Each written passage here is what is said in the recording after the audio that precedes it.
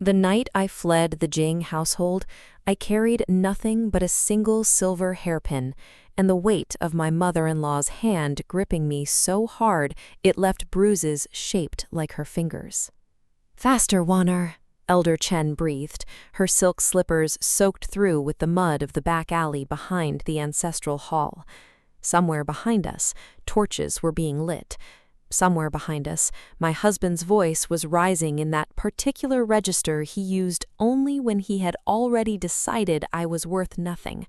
The register he'd learned from his father, who had learned it from his father before him, an inheritance of cruelty passed down more faithfully than any ledger of the family's silk trade. "Wan-er, where is that useless woman?" I did not look back. I had learned in 6 years of marriage into the Jiang clan of Qingzhou that looking back only invited another blow, another sneer, another reminder that a daughter-in-law without sons was less than the dust the servants swept from the ancestral hall floor. I had given the Jiang family 6 years of my life, my dowry, my dignity, and 2 miscarriages that Madame Jiang, my husband's mother, not the woman gripping my hand now, had called divine punishment for a wife too weak-blooded to carry a proper heir. The woman running beside me through the dark, breath ragged, jade combs falling loose from her silver hair, was not Madame Jiang. She was Elder Chen Ruyi, my husband's grandmother, the widow of the man who had actually built the Jiang trading house from a single mule cart of raw silk into the largest merchant name between Qingzhou and the capital. And for 30 years, ever since her husband's death, her own son and grandson had treated her exactly as they treated me, a relic to be managed, humiliated, and eventually discarded once she'd outlived her usefulness. They did not know what she truly was. Neither, in truth, did I, not yet. We ran until the torches were only a smear of orange behind the city wall, until my lungs burned, and the elder's steps slowed to a limp she refused to acknowledge. When we finally stopped, gasping in the shadow of an abandoned grain warehouse near the eastern docks, Elder Chen straightened her spine the way she always did, as though pain were simply another guest she had not invited and would not entertain, and looked at me with eyes that for the first time in 6 years held no grief in them at all. "You saved my letters," she said. It was not a question. I opened the front of my robe and withdrew the oilcloth packet I had stolen from underneath the false floorboard of her chambers 3 nights ago when I first understood what she'd been hiding. "I saved everything, grandmother." She almost smiled. Almost. Then we are not fleeing empty-handed after all. To understand how a widowed grandmother and a disgraced barren daughter-in-law came to be crouched in a grain warehouse with nothing but a bundle of letters and 11 silver taels between them, you must understand what the Jiang family truly was beneath its silk banners and its careful bows to visiting officials. My husband, Jiang Boyan, was the second son, and by rights should have inherited nothing but a modest allowance and a minor post in his father's trading office. But his elder brother had died of a fever 4 years into my marriage, and overnight my husband became the heir, and overnight I became a woman who had failed to give the heir a son, which was a far graver sin than failing to give a second son one. His mother, Madame Jiang, ran the household like a general running a siege. Every meal was an inspection. Every word I spoke was weighed against some invisible ledger of proper deference. And every visit to Elder Chen's quarters, the old woman who had built this family's fortune with her own hands before her son wrested control of it from her the moment her husband's body was cold, was treated as a small rebellion, because Madame Jiang could not stand the reminder that this frail old woman had once been sharper, richer, and more respected than she would ever be. I went anyway, in the beginning out of pity, later out of something closer to love. Elder Chen never wept in front of me, not once in 6 years, even as her own son cut her allowance to a widow's pittance, even as he sold 2 of the trading routes she personally negotiated in her youth, even as he let it be known throughout Qingzhou that her mind was not what it once was, a lie so effective that even the physicians began to speak to her as though she were a child. "They believe I am finished," she told me once, over tea so weak it was barely more than warm water, because that was all her allowance permitted. Let them believe it. A tiger sleeping in the grass looks like nothing at all until it is too late for the deer to run. I had thought then that it was simply the bitter poetry of an old woman with nothing left but words. I did not yet know that Chen Ruyi had spent 30 years quietly rebuilding an empire her son believed he had buried. The letters told me everything that final night, huddled in the warehouse with a single tallow candle between us. Under 3 false names, Chen Yu, Old Master Ru, and a merchant known only as the widow of Songhe, Elder Chen had spent 30 decades secretly financing trade ventures across 4 provinces. Silk, salt, spice routes through the southern mountains that her son's trading company didn't even know existed. She did not merely have savings, she had, hidden behind aliases and proxy merchants who had never once seen her face, a fortune that made the entire visible Jiang trading house look like a peddler's cart by comparison. "Why?" I whispered, staring at figures that made my head spin. "Why did you never simply take it back? You could have crushed him the day he cut your allowance." Elder Chen's gaze in the candlelight was ancient and amused in a way that frightened me a little. Because a woman who reveals her strength too soon is a woman who has already lost the only advantage she has left. My son believes I am a burden he tolerates out of filial obligation he does not truly feel. Let him believe that a little longer. There is a difference, Warner, between having power and having the right moment to use it. She reached across the small space between us and took my hand, not the desperate grip of our escape, but something gentler, something that felt, absurdly, like the first real kindness I had received inside that family's walls. "I did not run tonight for my letters," she said. "I ran because my grandson raised his hand to strike you at dinner, and I decided 30 years of patience had finally found its moment. You are the only person in that household who ever brought me tea that wasn't cold from spite. You will not go back to being struck, not by him, not by anyone, not ever again." I did not know in that moment that this quiet, tea-drinking grandmother was about to make me the second most powerful woman in 4 provinces.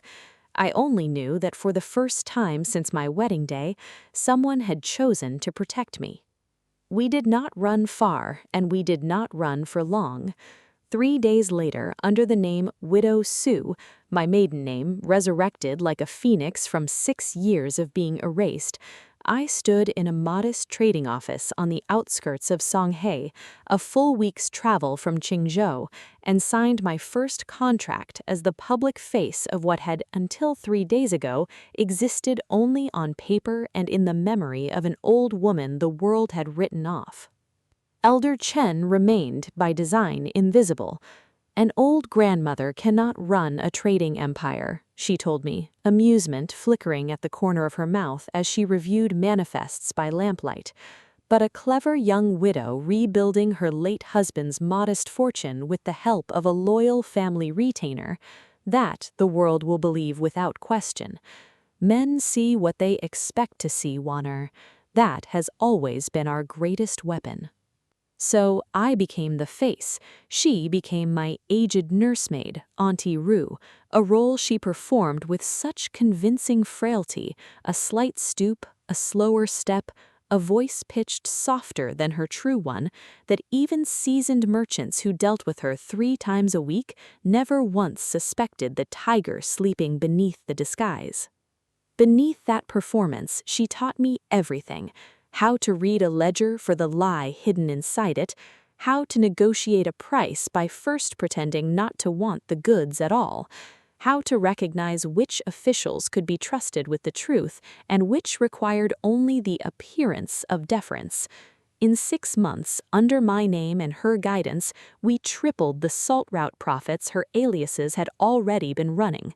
In a year, we opened 2 new silk houses in Songhae and Linfen, each one quietly absorbing the smaller merchants that the Jiang trading house had spent years trying and failing to undercut. We told no one who we truly were, not the merchants who now called me young Mistress Sue with genuine respect, not the officials who began seeking my counsel on trade disputes, not even the servants in our new household who knew Auntie Rue only as a sharp-tongued old woman who somehow always seemed to know exactly which shipment would be delayed before the news arrived. I will not pretend the wounds healed quickly.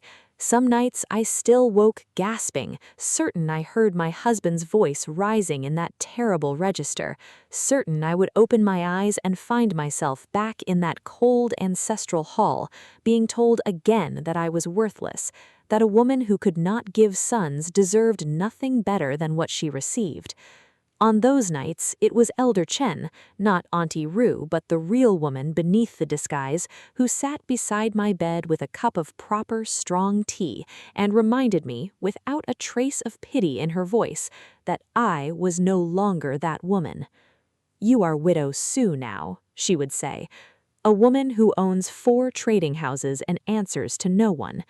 Grief may visit you, child, but do not let it stay the night." It took 2 years before word reached us that the Jiang trading house was foundering. It took 2 years and 3 months before I learned exactly why and exactly how deeply my husband's cruelty towards his own grandmother was about to be the very blade that would cut his fortune to ribbons. The messenger who brought the news was a young merchant named Tang Zhu, a quiet, watchful man who had been quietly supplying our silk houses with southern dyes for the better part of a year. He had a habit of appearing precisely when information was most useful and vanishing precisely when questions became too pointed, and I had never quite decided in all that time whether he was the most loyal ally we had or the most dangerous man in our employ. "The Jiang House has lost the Southern Spice contract," he said, setting a folded paper on my desk without ceremony, "to a company they don't even know exists. Yours, young mistress, under the name Chen Yu." I looked up sharply. Elder Chen, seated by the window with her mending, a domestic performance she still kept up even in private out of old habit, did not look up at all, but her needle paused just for a moment in the fabric. "They are asking questions in Qingzhou," Tang said, continuing, his dark eyes unreadable, "about who Chen Yu really is, about a woman named Su Waner who vanished from the Jiang household 2 years ago and was never found. I thought you would want to know before they find their own answer." The room went very still. Outside, autumn wind stirred the paper lanterns strung along the trading house eaves, and somewhere in the courtyard a servant was singing an old work song about a river that never remembers the names of those who cross it. Elder Chen set down her mending at last. When she looked at me, there was no fear in her face, only the calm, terrible patience of a tiger who had been waiting 30 years for precisely this moment. "Well," she said softly, "it seems the deer has finally noticed the grass is moving." My mother-in-law's calm did not surprise me. Nothing about Chen Ruyi surprised me anymore, not after 2 years of watching her rebuild an empire from beneath a mask of frailty. What surprised me was my own voice, steady and cold when I finally spoke. "Then we stop hiding the grass and let them see exactly what has been growing beneath it." Tongju's eyes flickered toward me with something I could not quite name, respect perhaps, or calculation, or both at once. In the 2 years I had known him, I had never once caught him fully off guard, and I did not catch him now. He simply inclined his head, the picture of a dutiful merchant awaiting instruction, and said nothing further. Elder Chen resumed her mending as though the conversation had been about the weather. She said, "Not yet. A tiger who charges out of the grass too early is still just a tiger the hunters can see coming. Tongju, tell me plainly, how much do they actually know?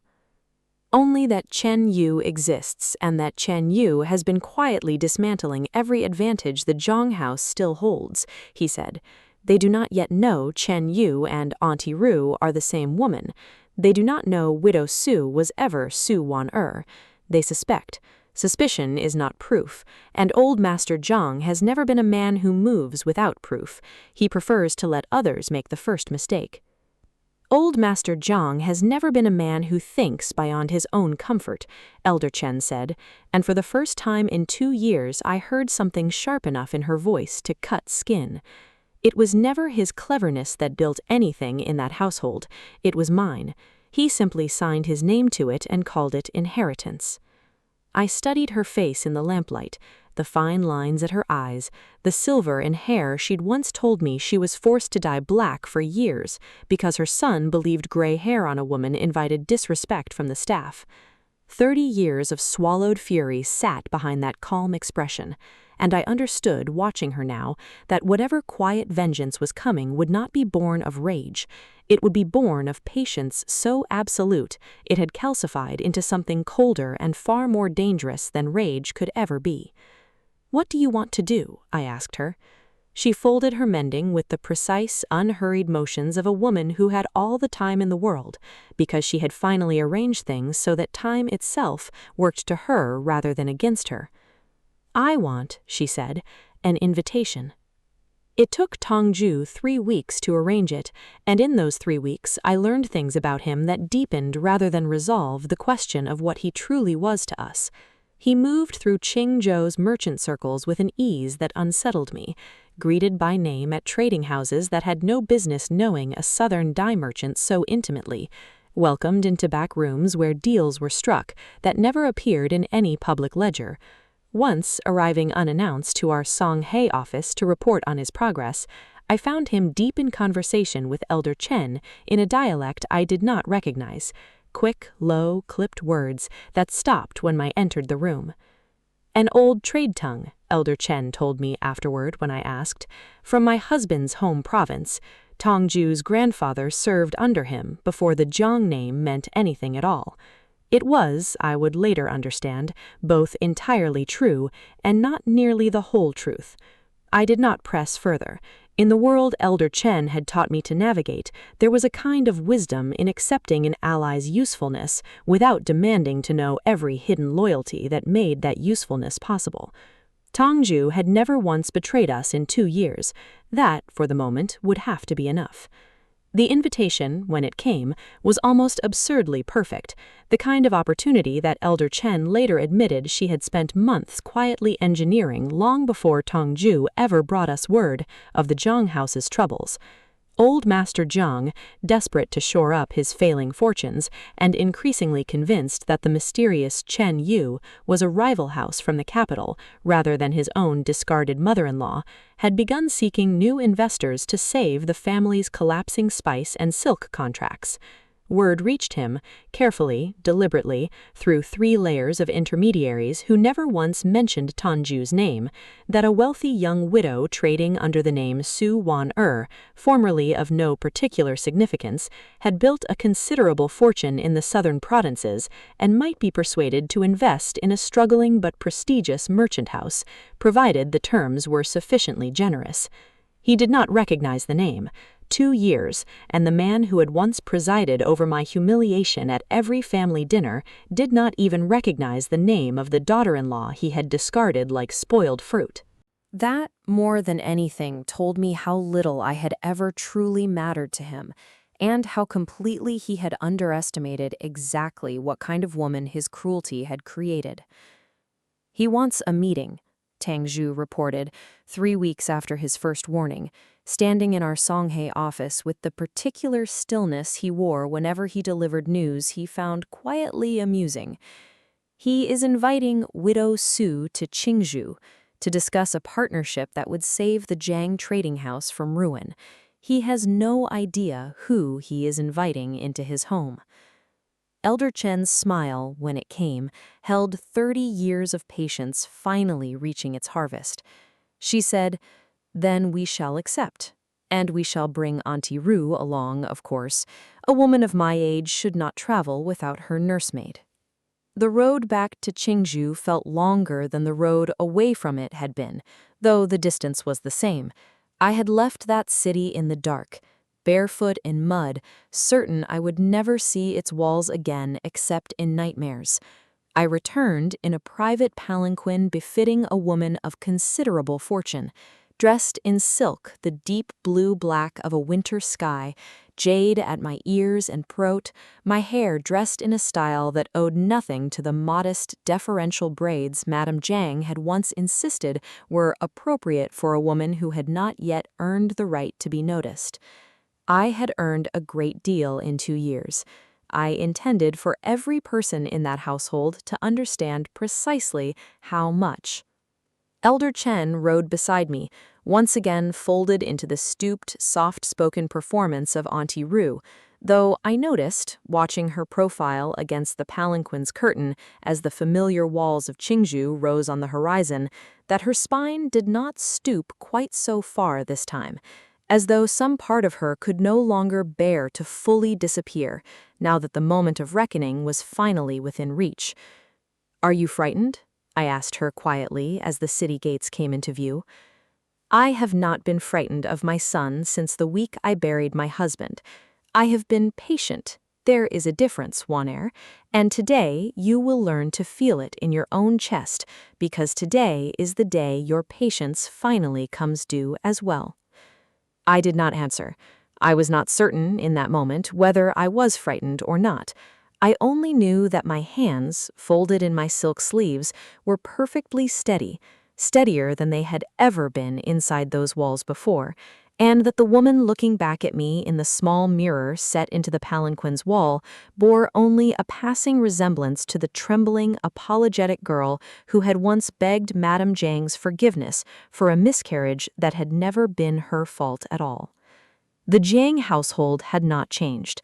The same red lacquer gates, slightly more weathered now, the same carved lions flanking the entrance, one missing a chip from its ear that no one had ever bothered to repair, the same servants bowing at the threshold, though I recognized none of their faces. Old Master Jiang, it seemed, had gone through staff quickly in recent years, another quiet sign of a household eating itself alive from within. We were received not in the main hall, where guests of true standing were entertained, but in the receiving room just off it. A calculated slight, I understood immediately, one final small cruelty extended toward a widow whose money the family desperately needed, but whose person they still believed beneath full respect. Old habits, it seemed, died even harder than old fortunes. Old Master Jiang himself came to greet us, and I studied him with the clinical distance of a merchant assessing a failing investment rather than the daughter-in-law who had once flinched from his voice. He had aged badly. More than 2 years should have aged him, his face heavier, his eyes shadowed with the particular exhaustion of a man watching everything he inherited slip through his fingers and unable to understand why. Zheng Baiyan entered the room. My husband, or the man who had once held that title, before I, quietly, privately, through Tang Zhu's careful legal maneuvering over the past year, dissolved every claim he had ever had on me under a widow petition he didn't even know existed yet. He looked older too, though not in the way his father did. There was a soft, indulged heaviness to him now, the look of a man who had spent 2 years drinking away his frustrations rather than confronting them, propped up by a family name that was rapidly running out of substance to prop anything up at all. His eyes passed over me once, twice, the frown of a man trying to place a face he could not name, and then, behind him, entering the room with the particular sway of a woman who had never once doubted her own importance, came Madame Jiang, my former mother-in-law. She did not recognize me either, not at first. Why would she, when the last time she had truly looked at me, it had been to spit the word barren across a dinner table in front of the entire assembled family? but her eyes caught just for a moment on Elder Chen's stooped silver-haired figure standing quietly behind me in the guise of Auntie Roo, and something like irritation flickered across her face, the automatic disdain of a woman who had spent 30 years. The shattered teacup lay in pieces at old Master Zhang's feet, tea soaking dark into the fine lacquered floor, and for a long moment no one moved to clean it. In the Zhang household, I remembered, a servant would have rushed forward within seconds to erase any evidence of disorder from a room where guests were present. But the two attending maids stood frozen by the doorway, eyes wide, clearly sensing that something far more significant than a broken cup had just occurred. "Mother," old Master Zhang said, and his voice had lost every trace of the polished hosting warmth he'd offered moments before. "What is the meaning of this performance?" "Performance?" Elder Chen tasted the word as though it amused her. "You would know something of performance, Hengshan. 30 years of performing the role of a man who built his own fortune when every ledger, every contract, every silk route you have ever profited from bears the mark of decisions I made before you were even old enough to read a manifest properly. You are an old woman confused in her—" "Do not," Elder Chen said, and though her voice did not rise, something in it cut through the room like a blade drawn from its sheath, "insult me with the same lie you have told the household staff for a decade. I am not confused. I have never once been confused. I allowed you to believe I was fading because it served my purposes to let you underestimate me. It has served me very well indeed." I watched Zhang Boyan's face during this exchange, and something in me, some small, wounded part I had thought long buried, took a quiet, unworthy satisfaction in watching him struggle to place my features, to understand why the elegant, composed woman across from him spoke with such familiarity to the grandmother he had never once bothered to truly look at either. It was Madame Zhang who broke first, her sharp eyes narrowing on me with dawning, horrified recognition. "You, that voice, that—" She gazed swept over my silk robes, my jade, the confidence I wore now like armor forged from 2 years of hard-won fortune. "Warner?" The name landed in the room like a second shattered cup. Zhang Boyan's head snapped toward me fully for the first time, and I watched, with the cold clarity Elder Chen had spent 2 years teaching me to master, the exact moment recognition finally broke through his confusion, the widening of his eyes, the color draining from his soft, indulged face. "That's not possible," he said. "You vanished. We searched." "You did not search. I was in this house one evening and gone from your ledgers and your concerns the very next morning, Boyan. I know precisely how much effort was expended looking for me because I know precisely how little a woman who could not give you an heir was ever worth to this family in the first place. You did not search, you simply stopped mentioning me, the way one stops mentioning a debt written off as unrecoverable. You ran away like a common thief in the middle of the night with my own husband's mother, no less. I ran, and here at last I let my voice hold the full weight of everything I had carried out of this house 2 years ago, because your son raised his hand to strike me at the dinner table in front of the entire assembled family for the crime of speaking too plainly about a shipment I noticed was mismanaged. I ran because you had spent 6 years calling me barren and worthless in the same breath you demanded I smile and pour your tea. I ran because the only kindness I received in this entire household came from a woman you and your husband treated exactly as you treated me, as a burden to be managed rather than a person to be honored. I let the silence settle before I continued, watching it work on them the way Elder Chen had taught me silence always worked, better than any shout, because it forced a person to sit inside their own guilt with nothing to distract them from it. And I discovered, in that running, that Elder Chen Ruyi is not a burden at all. She built the very fortune your family has spent 30 years pretending you built yourselves. And in 2 years under her guidance, I have built a fortune of my own considerable enough that your failing trading house came to me, to Widow Su, seeking rescue, without ever once suspecting who Widow Su truly was. Old Master Jiang's face had gone the color of old ash. "Chen Yu," he said slowly, the pieces finally assembling themselves in his mind with visible, painful clarity. "Widow of Songhe, all of it." "All of it," Elder Chen confirmed, with something that might have been the first genuine satisfaction she'd allowed herself in 30 years. "Every contract you lost to a rival you could not identify, every route that mysteriously became more profitable in someone else's hands the moment you undercut it out of spite, every single reversal of your fortune these past 2 years, Hengshan, has been the direct result of decisions made by your own mother and the daughter-in-law you both discarded like spoiled silk."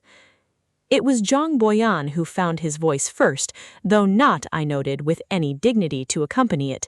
"This is absurd," he said, standing so abruptly his chair scraped hard against the floor. "You expect us to believe an old woman and a runaway wife have secretly built a fortune larger than the Zhang trading house? Where is your proof? Where are your contracts, your seals, your—" Tongju, Elder Chan said, without raising her voice, without even glancing toward the doorway. He entered as though he had been waiting just beyond it the entire time, which, I understood in that moment, he almost certainly had. He carried a lacquered box under one arm, and his bow to old Master Jiang was correct in every particular, and utterly without warmth. "Old Master Jiang," Tongju said, "you know me, I believe, as a supplier of southern dyes." Old Master Jiang's brow furrowed. "You have done business with this household. What has that to do with—" "I have done business with this household," Tongju agreed, "on behalf of Chen Yu Trading for the past year. Every contract I have signed with your household steward, the contracts your own accountant assured you were favorable to the Jiang name, routed a portion of your silk profits directly through accounts controlled by Chen Yu. You have been, quite literally, funding your own rival's rise for the better part of a year, without once reading the fine terms of your own agreements." He set the lacquered box on the table and opened it, and even from where I sat I could see the contents. Bundles of paper bound in red cord, seals I now recognized as belonging to 3 different aliases, all of them, ultimately, belonging to the woman sitting beside me in the guise of a stooped nursemaid. The room's silence had shifted from shock to something raw, the particular quiet of men watching the ground open beneath their own feet. "You," Jiang Guoyan said, rounding on Tongju with the flush of a man who needed somewhere to direct his fury. "You have been working for them this entire time in my own house?" "I have been working for the truth this entire time," Tongju said calmly, and something in his tone made me look at him more sharply, a note I had not heard from him before, older and more personal than mere professional loyalty to our trading house. "My grandfather served the true Jiang trading house, young master, the one Elder Chen Ruyi built with her own hands, before your father claimed it as his own and let my grandfather's contributions be erased from every ledger along with hers." I saw, in that unguarded moment, the ambiguity I had carried about Tongju for 2 years finally resolve itself, not into betrayal, as I had sometimes feared in my darker nights, but into something closer to a debt of his own, decades old, patiently waiting for precisely this reckoning. The wild card had never been ambiguous in his loyalty at all. He had simply been waiting, as we all had, for the moment it would matter most.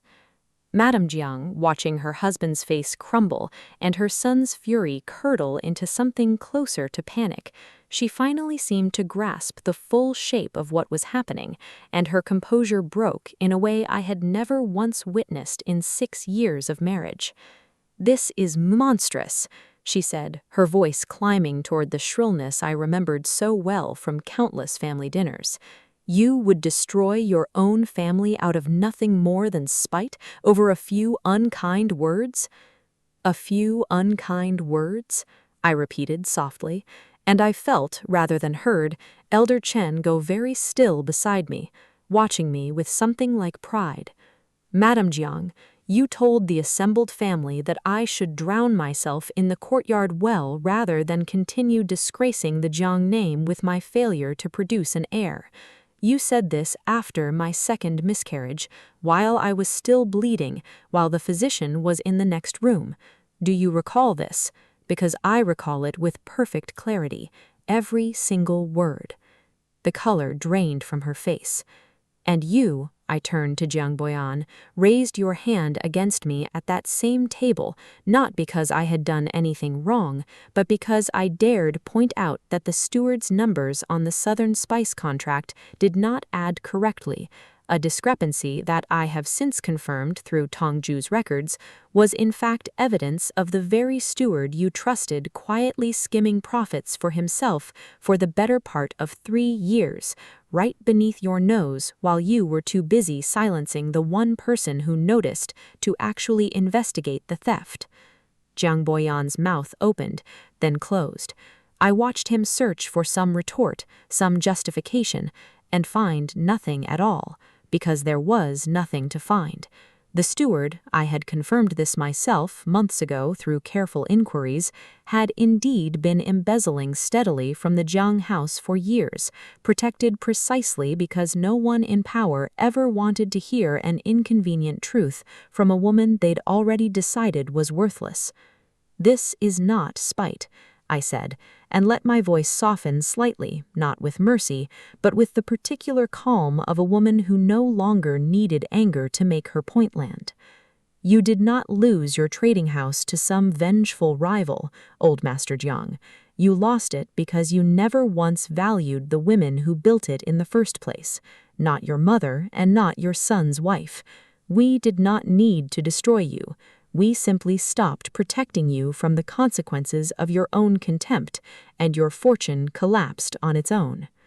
Old Master Jiang sat very still for a long moment, staring at the lacquered box of contracts, as though it might yet transform itself into some more bearable explanation. When he finally spoke, his voice had lost its bluster entirely, reduced to something smaller and more frightened. "What do you want?" he said. "Clearly you did not come here merely to humiliate us. What is it you want, Widow Sue, Wan Heir, whatever you wish to be called?" It was, I noted, the first honest question anyone in that family had ever asked me. Elder Chen answered before I could. "I want," she said, "what should have been mine 30 years ago, and what you have spent 3 decades pretending did not exist. I want formal, public acknowledgement before the Trade Guild that Chen Ruyi built the foundation of this family's fortune, and that every contract, every route, every tale of profit this household has ever claimed as its own inheritance was built upon my labor and my judgment, not yours. And full restitution for the dowry my family provided at my marriage, which was never returned upon my departure, as custom and law both require when a marriage is dissolved through the husband's documented cruelty. I have already filed the widow's petition dissolving my marriage to Jiang Boyan through legitimate channels over the past year. The magistrate's ruling arrived 3 weeks ago. You are, as of this morning, no longer my husband, Boyan. You have not been for some time and simply did not know it. The look on his face at this news was, I confess, the closest thing to satisfaction I allowed myself that entire evening. Not cruel exactly, but the quiet, settled satisfaction of watching a debt finally, formally closed. You cannot simply dissolve a marriage without, Jiang Boyan began. I can and I have, under grounds of documented cruelty and abandonment of duty of care, supported by testimony from 3 former household servants who witnessed your conduct and were willing, once safely removed from your employ, to speak the truth to a magistrate. I said, "The matter is settled, Boyan. It has been settled for weeks.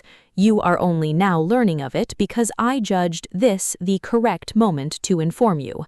I watched something in him finally collapse, not the loud, dramatic collapse of a man losing his temper, but the quieter, more devastating collapse of a man realizing that every advantage he believed he still held had already been dismantled long before he understood the battle had even begun.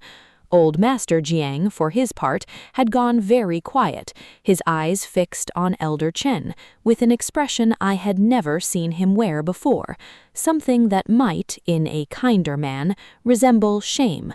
"Mother," he said, finally, "if what you say is true, if you truly built all of this, why did you never simply tell me? Why let it come to this?" Elder Chen studied her son for a long moment before answering, and when she spoke, there was, for the first time that evening, a trace of genuine sorrow beneath the steel in her voice. "I told you, Hang Shan," she said quietly, "more times than I can count in your youth, before your father died and you decided a widow's knowledge was worth less than a widow's silence.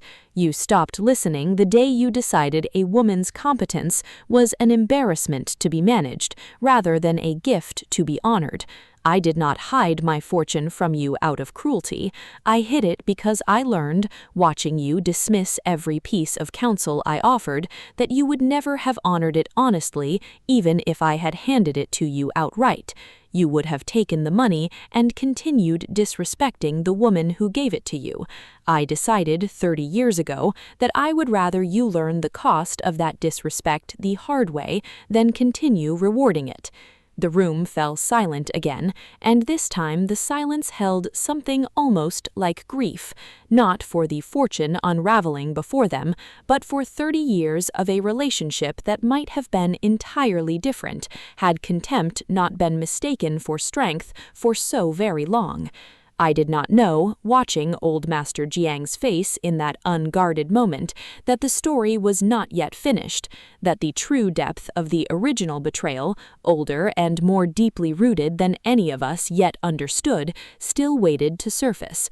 Tong Ju, I would learn before the night was through, had not come to us purely out of his grandfather's old loyalty, and the collapse of the Jiang trading house, I would soon discover, had not begun with Elder Chen's quiet 30-year campaign at all. It had begun decades earlier, with a lie about how the Jiang fortune had truly been built in the first place, a lie that even Elder Chen herself did not yet fully understand.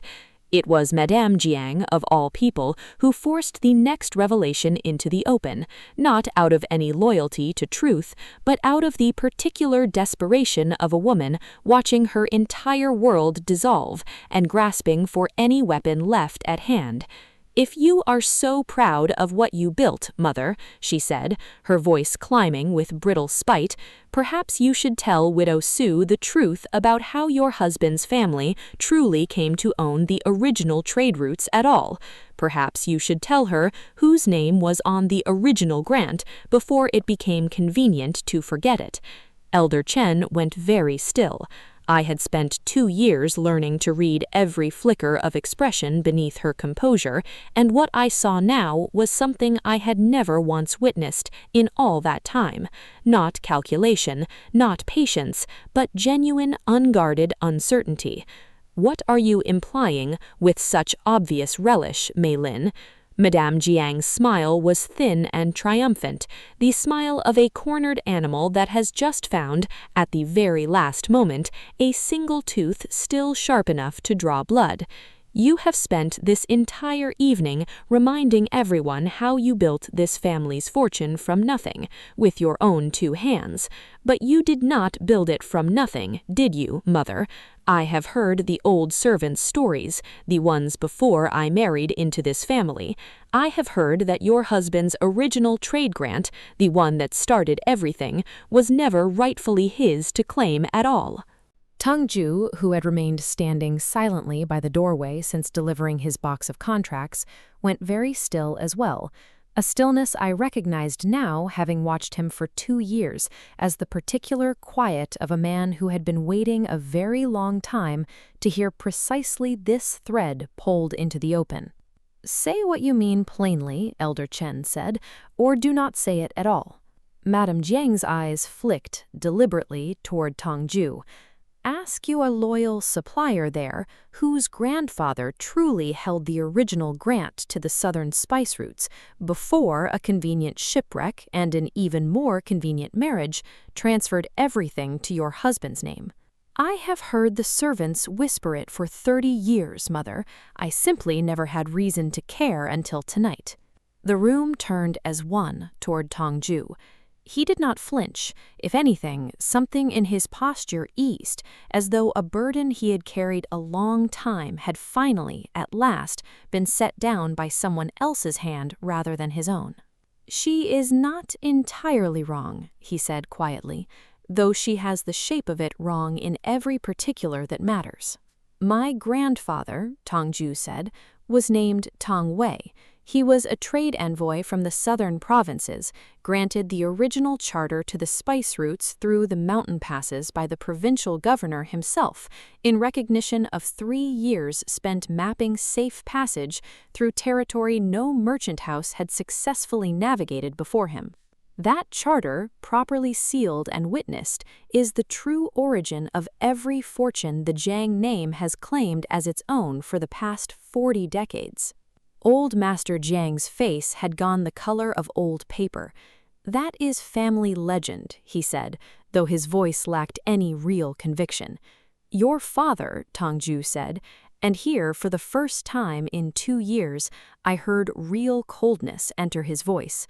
"Your father married my grandfather's younger sister and inherited the charter through her dowry when my grandfather drowned in a shipwreck returning to the capital, where he had gone to formally register the charter under his own name at last. He never completed that registration. The charter passed, by the marriage contract's terms, to whoever held it upon his death, and your father held it because my grandfather had entrusted it to his new brother-in-law's safekeeping the very week before his ship went down." Elder Chen's hands, I noticed, had gone very tight in her lap. "A shipwreck," she said slowly. "You are suggesting it was not an accident." "I am suggesting," Tongju said, "what my grandmother suggested for the rest of her life, quietly to anyone who would listen, until she died believing it and being called a bitter, grieving old woman for her trouble, that my grandfather's ship went down in calm waters, on a route he had sailed a dozen times before without incident, in the same month your husband suddenly found himself in possession of a charter he had spent 3 years unsuccessfully trying to negotiate on his own account." The silence that followed was different from every silence that had come before it that evening, heavier, older, reaching back decades before any of us in that room had been born. "You cannot possibly prove such a thing," old Master Jiang said, though his voice had lost every trace of his earlier bluster. "I cannot prove murder 40 decades removed," Tongju agreed, "but I can prove theft. My grandmother kept my grandfather's original letters, the ones describing his intent to register the charter under his own name upon his return to the capital. I have those letters. I have spent the past year quietly building a case through legitimate legal channels to have the original charter's true provenance formally examined by the Trade Guild's registry. Elder Chan Rui's campaign against this household's fortune gave me the perfect circumstance in which to finally bring that case forward without it being my family's grievance alone." He turned to Elder Chen then, and for the first time something like genuine respect passed between them. "You are your grandmother's grandson indeed, patient enough to wait 40 years for a single opening. I find I cannot fault you for it. I have done much the same these past 30. What does this mean, I asked quietly, for the charter itself, if the trade guild rules that it never was rightfully the Jiang family's to claim? It means, Tongju said, that every profit built upon that charter for the past 40 decades becomes subject to claim by the rightful heir, myself as my grandfather's last living descendant. It means the entire foundation beneath the Jiang trading house's fortune, the very ground old Master Jiang has stood upon his entire life, believing it solid, was never truly his family's ground." I watched old Master Jiang absorb this, watched 4 decades of assumed legitimacy crumble in real time across his face, and felt, unexpectedly, a flicker of something almost like pity, quickly extinguished by the memory of every cruelty I had endured beneath a roof built, it now seemed, on a foundation of theft and possibly murder from its very first stone. It was Elder Chen who spoke into the silence that followed, her voice quieter than I had heard it all evening. "Tang Ju," she said, "why come to me at all if your true grievance was always against my husband, not against me? I had no part in what happened to your grandfather. I did not even marry into this family until 3 years after his death." "Because," Tang Ju said, "when I first began investigating my grandfather's death, seeking some way to bring the truth to light after so many years, I found a woman already quietly dismantling this family's fortune from within, methodically, patiently, for her own reasons. I did not know your full grievance at first, Elder Chen. I only knew that an enemy of the Jiang household's false legitimacy was already at work, and that aligning myself with her campaign would serve my own purposes far better than working alone ever could. It was not entirely honest of me, but I do not believe, in the end, it was dishonorable either. We both wanted the same foundation to crack. We simply arrived at that wanting from different griefs." Elder Chen was quiet for a long moment. Then, unexpectedly, something that might almost have been a genuine smile touched her mouth. "You are a more patient man than most I have known in 4 decades of trade, Tang Ju. I do not know whether to be flattered or offended that you found my private vengeance a useful vehicle for your own." "Both, perhaps," Tangju said, and for the first time in 2 years, I saw him almost smile in return.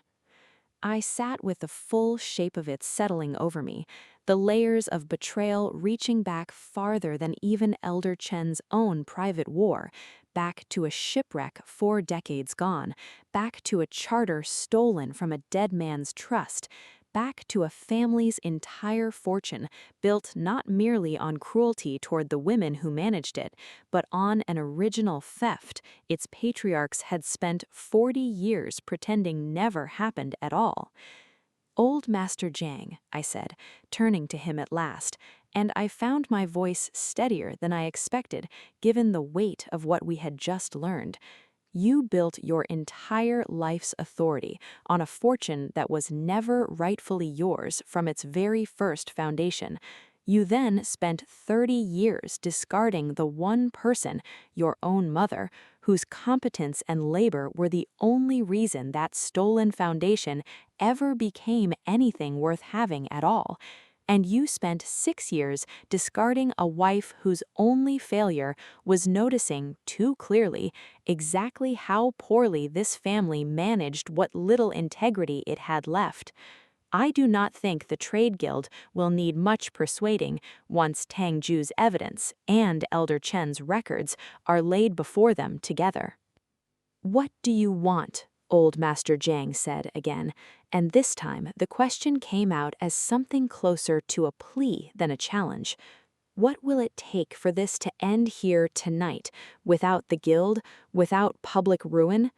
I looked to Elder Chen. She looked back at me, and something passed between us, the particular understanding of two women who had spent 2 years learning together the difference between the satisfaction of destruction and the deeper satisfaction of simply no longer needing to pretend. It does not end tonight. It ends when the Trade Guild formally acknowledges the truth of every claim laid before them this evening: Tangju's charter, my own contributions, and the dissolution of Wanner's marriage with full restitution of her dowry. Until then, Hengshan, I suggest you spend what remains of your fortune not on schemes to discover your rival's identity, but on preparing yourself and this household for the reckoning that is already, as of tonight, entirely beyond your power to prevent. The formal hearing before the Qingzhou Trade Guild was set for the first day of the Winter Solstice Festival, a timing Elder Chen had chosen with the same deliberate precision she applied to every decision she'd ever made in secret. "The guild hall will be full," she explained, as we reviewed documents by lamplight the night before. "Merchants from 4 provinces gather in Qingzhou for the Solstice Trade Fair. Every witness who matters, every rival who has ever wondered how the Zhang house fell so far so fast, every official whose good opinion Hengshan has spent his life courting, they will all be present. If the truth is to surface, Wanner, let it surface before every pair of eyes whose good opinion he has ever valued. There is no dignity in a private confession. There is only dignity in truth spoken plainly, and let those who hear it judge as they will." I had learned by then not to argue with her instincts. She had been right about everything else. The guild hall itself was a cavernous structure of dark timber and red pillars near the center of the city, its walls hung with the banners of every registered trading house in the province. I had entered it inside only once before, years ago, trailing behind my husband at some ceremonial function, permitted to stand at the back of the room and speak to no one. I entered it now through the front doors, in silk the color of a winter sky, with Elder Chen beside me, no longer stooped, no longer disguised, her silver hair dressed high and unashamed, her spine as straight as a woman 30 years younger. The whispers began the moment we crossed the threshold. "Is that not old Widow Chen? I thought she had gone entirely to feebleness." "That is Widow Su, the one who nearly bought out the Zhang house. They say she was once married into that family." "Let them whisper," Elder Chen had told me. "Whispers before the hearing only sharpen the appetite for what comes after." Old Master Zhang stood near the front of the hall with his son beside him, both dressed in their finest formal robes, both wearing the particular brittle composure of men trying very hard to appear as though nothing at all was wrong. Madame Zhang sat slightly apart, her face powdered pale, her eyes darted toward every whispering cluster of merchants with poorly concealed dread. I did not see Tong Zhu among the gathered crowd, and for a moment my chest tightened with an unfamiliar worry, until I remembered that he had arranged days ago to present his claim through the guild's own registrar, rather than appear himself until the formal proceedings called for it. Patience again. Everyone in this story, it seemed, had learned patience as their sharpest weapon. The guildmaster, an elderly man named Registrar Shun, whose family had overseen Qingzhou's trade disputes for 3 generations, called the hall to order with a single strike of the ceremonial gavel bell, and the murmuring crowd settled into rows of expectant silence. "We are gathered," Registrar Shun announced, "to hear formal claims regarding the providence of the Southern Spice Route Charter currently held by the Zhang Trading House, and matters arising from the dissolution of a marriage contract within that same household. All parties have submitted documentation in advance. We will hear each claim in turn." Tong Zhu spoke first, and I watched the color drain from old Master Zhang's face as the letters of Tong Wei, sealed, dated, witnessed by a provincial magistrate's office 4 decades gone, were read aloud before the entire assembled hall. The description of the charter's true origin, the letter written the week before the fatal voyage, describing intent to register the grant under his own name upon return to the capital. The quiet, decades-buried suspicion of a widow who had spent her final years insisting, to anyone patient enough to listen, that her husband's death in calm waters on a familiar route had never sat right with her.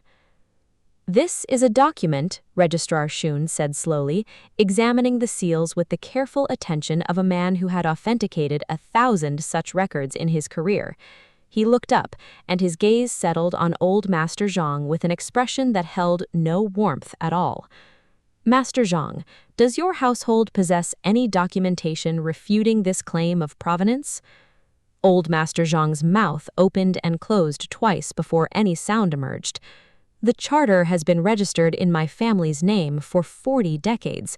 Surely the passage of so much time."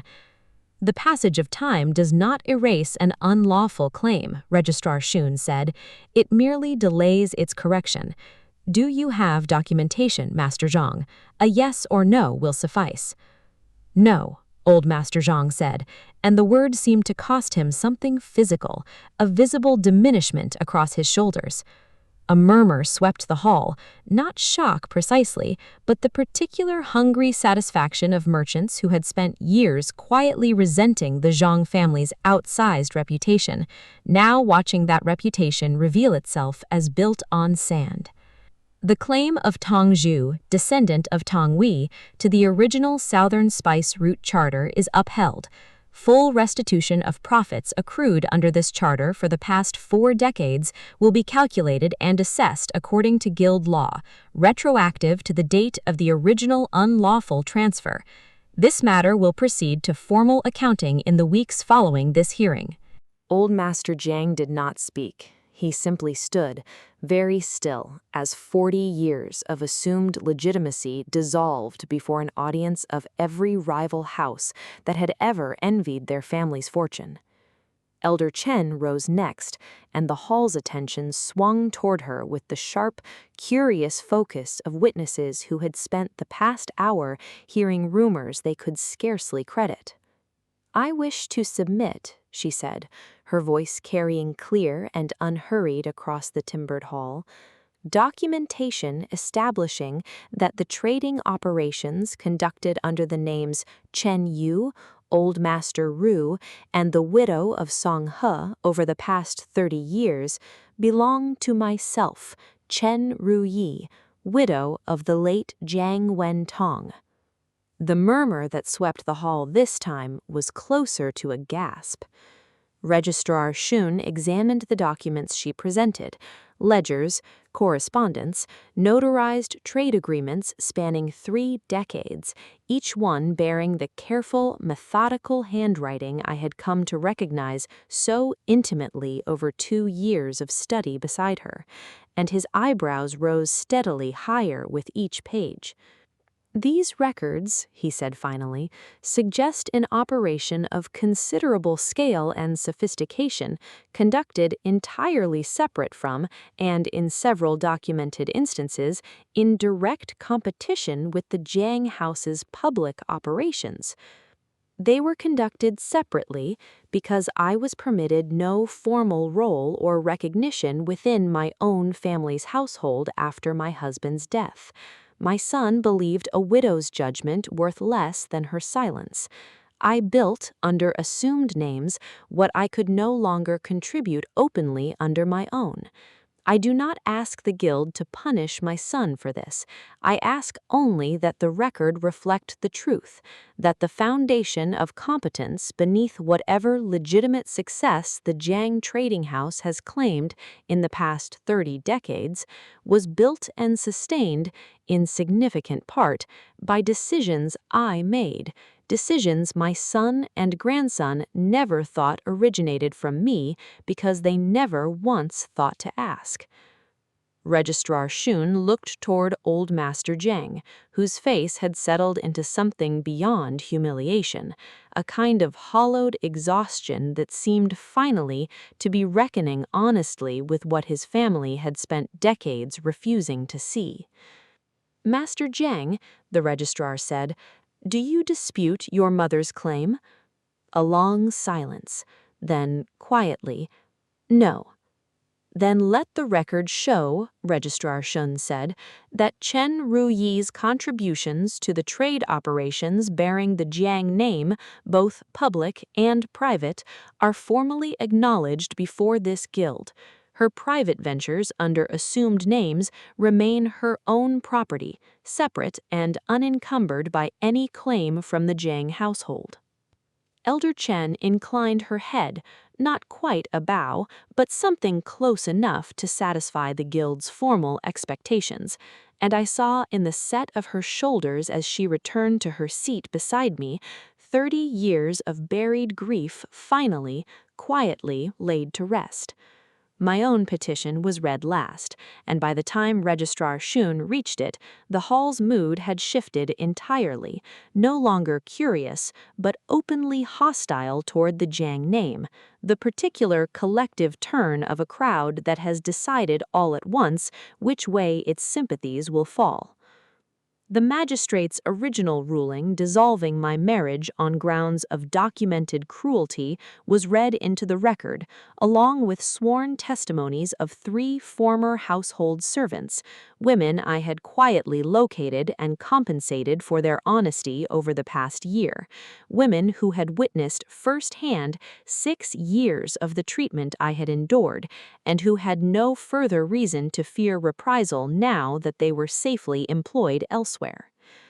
The testimony described repeated verbal abuse, cruelty following 2 documented miscarriages, and 1 incident of physical violence witnessed by household staff, after which the petitioner fled the household entirely. Master Jiang Boyan, who had said nothing throughout the entire proceeding, seemed to shrink under the weight of every eye in the hall turning toward him at once.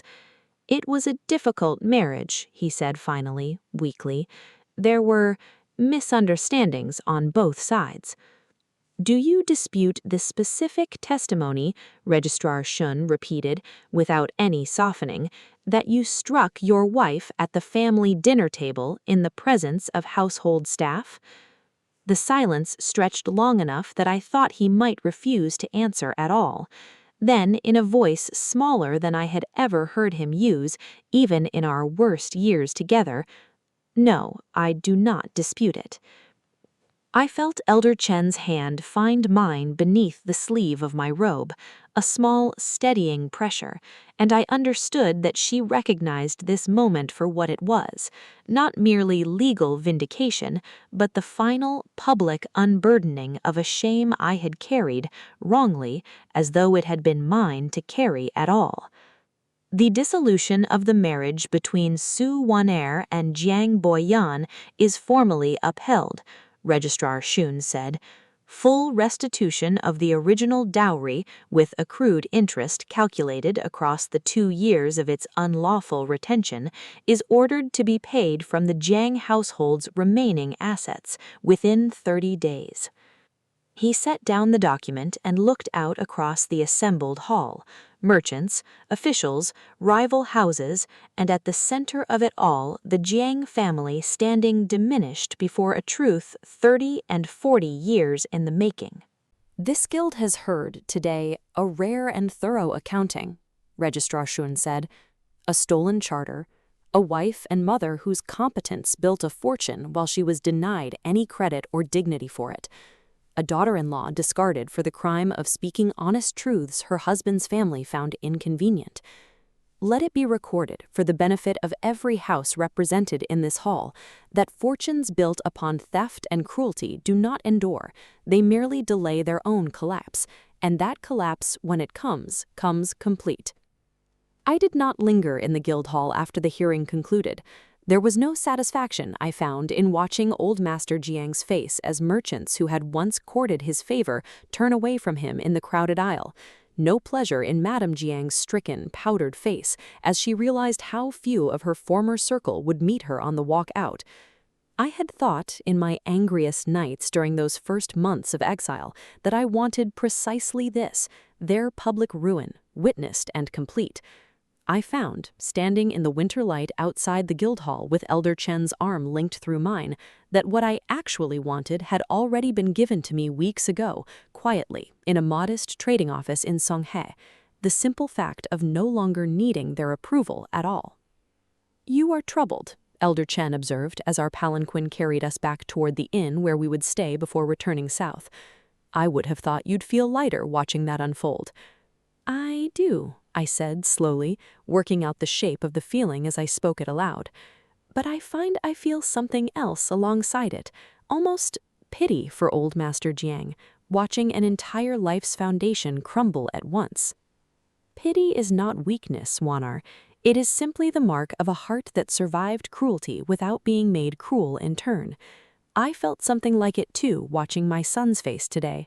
It does not undo what he did to either of us, but it does not need to consume us either, the way anger nearly consumed me for 30 years before I learned to let patience carry the weight instead."